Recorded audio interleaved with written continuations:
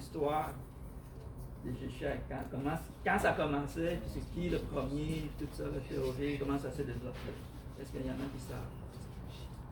Ça a commencé en Inde, semble-t-il. Oui, mais ça c'est encore plus tôt, mais je parle de quand la théorie a commencé.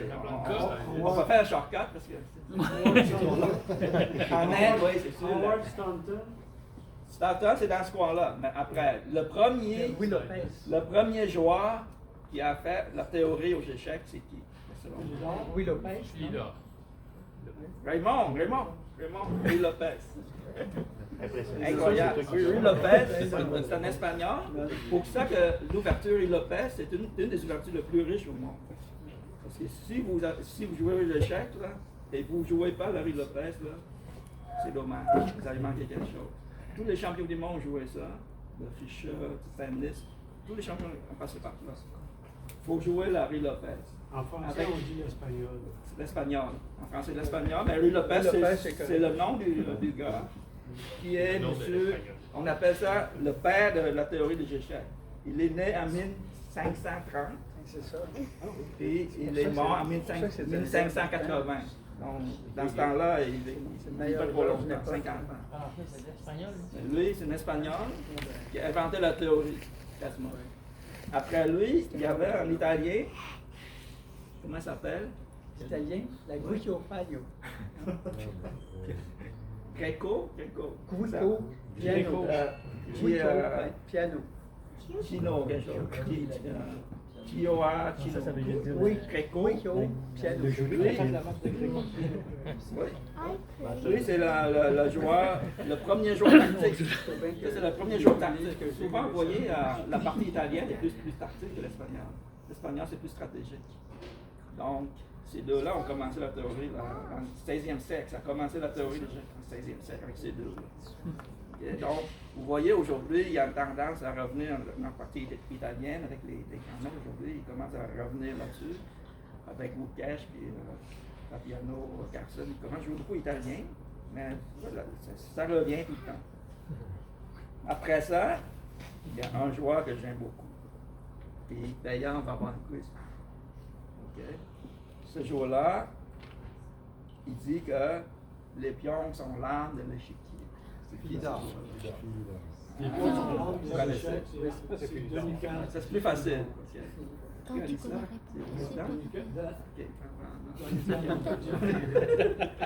Donc, Philidor, tout un joueur français. Philidor, il est né en 1726, il est mort en 1795. Oui, Le pont à The Song of Il a Chess. quitté la France à la Révolution française. Oui, c'est en plein ça. Ouais. Oui, Lopez, C'est le meilleur joueur français. Ensuite, en France, il y a un autre qui s'appelle Labourdonnais. Lui c'est le père de. Il appelle ça le father of Southeast plan, c'est-à-dire un plan le plus safe. Lui qui a cette théorie-là, il joue toujours plus safe, Labourdonnais. C'est le père de ça. Après ça, comme le président a dit, Stoughton, c'est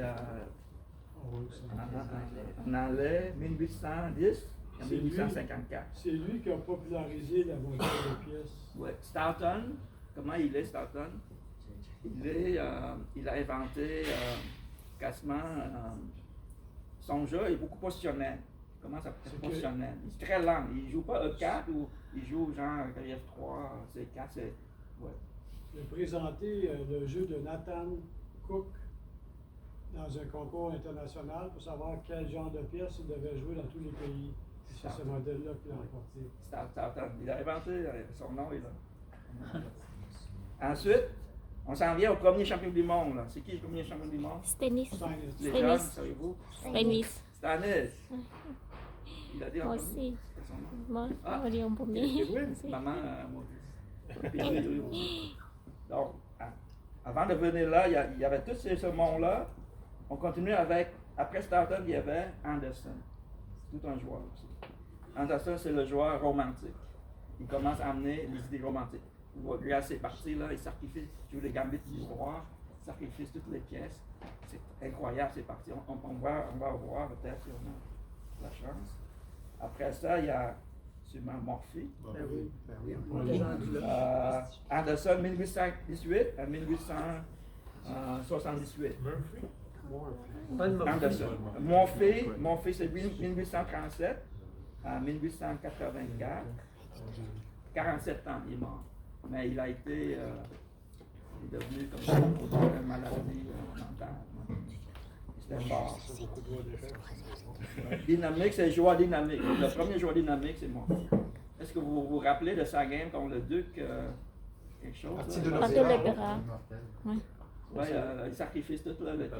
Il était pressé de finir parce qu'il y avait un opéra à regarder. Ah ouais, ça vous connaissez. C'est bon. Question comme ça. Oui. Il y a beaucoup de joueurs qui ont fait des parties romantiques, puis tu vois juste les parties gagnées, mais ces joueurs romantiques-là qui ont essayé des gambits puis tout, Oui. doivent s'être fait ramasser une coupe de Oui, fois. parce que dans le temps, je dois dire que la défense, il y a beaucoup de joueurs de défense. Vous voyez, tous ces joueurs-là, c'est pas encore arrivé. Là. Les joueurs de défense en sont arrivés un peu plus tard. Comment défendre les positions. Ils défendent mon bien dans. Donc, ça permet le jeu romantique, tout ça, de se développer. Mais c'est bien pour les échecs, parce que ça prend ça. Ça prend ça à un moment donné. Après Morphy, ce joueur-là, je l'aime beaucoup. Tarrasch. Tarrasch, c'est un professeur, mais c'est un docteur, Tarrasch. Tarrasch, c'est un docteur. Donc lui, c'est presque un des premiers. Il est né en 1862, il est mort en 1934, quand même, 20e siècle. Toutes les défenses Tarrasch, la variante dans la française, la Tarrasch, le Cochon, il l'aime tellement. Ça fait partie de ça.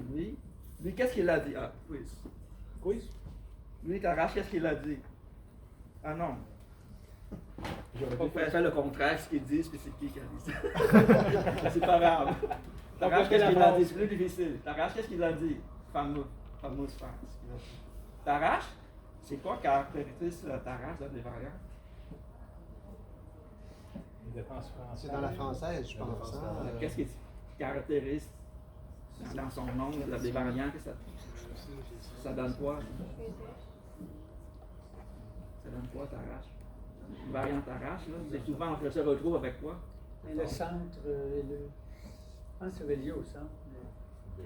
Indice. Ouais, Indice, indice. ça n'a pas avec des pions. Le pion est l'arme des échecs. Non. Ça se fait des dards, mais Tarrasch, en particulier, il aime ça. Il aime ça. C'est un petit peu de pion.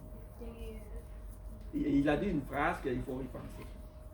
Il faut réfléchir là-dessus. Personne? Les pions des futures dames? Mais la variante Tarrasch, on se retrouve là. C'est ça la variante Tarrasch. Une chaîne de pions. Tarrasch, gambit de dame, ça joue. Des pions. Ça joue tout le temps. Kasparov a joué ça. Kasparov, il a joué ça. Contre Kasparov. Ça, c'est la défense Tarrasch. J'ai trop. Ça, c'est parti Kasparov, Karpov. Au Kasparov, Smyslov. Ça, c'est la variante Tarrasch de la gambit de dame.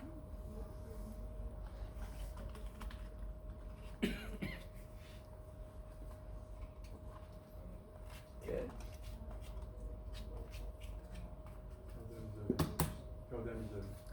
Pion isolé, pion désolé. Ça, c'est son trademark.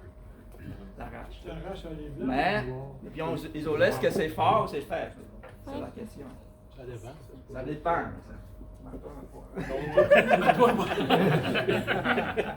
Ça dépend.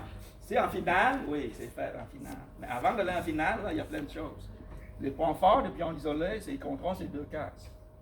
Souvent, ils mettent le cavalier là, c'est très fort. Kasparov, il adore ça. Kramnik a battu Kasparov en 2000 avec un pion isolé. Donc, Tarrasch, ce qu'il a dit, c'est que si vous ne jouez pas avec les pions isolés, arrêtez de jouer aux échecs. Carrément, il a dit. Ah oui? Il faut jouer avec le isolé. Il faut jouer. Il ne faut pas avoir peur de jouer avec le isolé. C'est ça qu'il a dit. OK? Donc, Tarrasch, c'est un docteur en plus. Après ça, selon moi, celui-là, c'est un des meilleurs. Là, on a passé. Là, on est passé à Stanis. Le premier champion du monde, c'est Stanis. Il est né en 1836 et il est mort en 1900. Il a été champion du monde. Quelle année? On parle de Tarrache, là? Le nom de Stanitz, le premier champion du monde. 1865, non? 1886 à 1894. Donc c'est quand même combien d'années? 8 ans. C'est pas très long, mais c'est quand même. Après ça, c'est qui le deuxième? Emmanuel Manuel Lascaux. Lascar, c'est ça Parce qui... que ça doit être facile. Non, mais... Lascaux, il a régné pendant combien d'années? 100 ans. Ça a été un état. Ok, ça c'est Vingtaine d'années. bonus, là. Ouais. Donc, combien d'années Lascaux? C'est un des meilleurs, Trente. la longévité, le champion du monde, c'est Lascaux. Patrick, il dit 27, là. 27, exact. Exact. Il a battu Stanitz.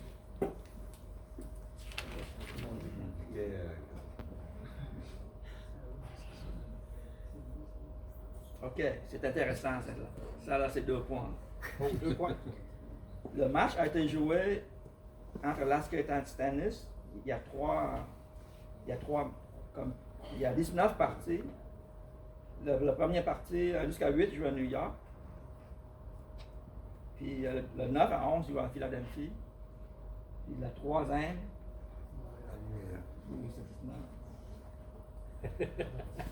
Ça a été joué à Montréal. En 1894. Ça a été joué à Montréal. C'est C'est bon, ça. C'est incroyable. Serge, t'étais-tu là? 1884. il y avait En un 94. Canadien Voilà. dans 84. ces années-là à Montréal. Les Canadiens, c'est ça. Ouais, comment il s'appelle, non? Marshall? Non, Marchand, c'est américain. Marshall, ouais.